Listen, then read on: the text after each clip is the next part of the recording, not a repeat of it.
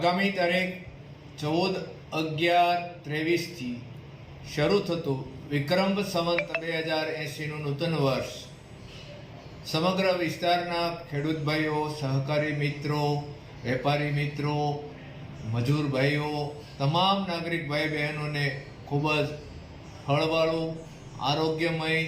ધંધામાં સફળતા અપાવનારું અને યશસ્વી નીવડે તેવી સાવરકુંડલા એપીએમસીના ચેરમેન અને સાવરકુંડલા તાલુકાના સહકારી ખરીદ વેચાણ સંઘના પ્રમુખ તરીકે બંને સંસ્થાઓ વતી તમામ મિત્રો, સ્નેહીઓ, સહકારી મિત્રો, ખેડૂત ભાઈઓને શુભેચ્છા પાઠવું છું.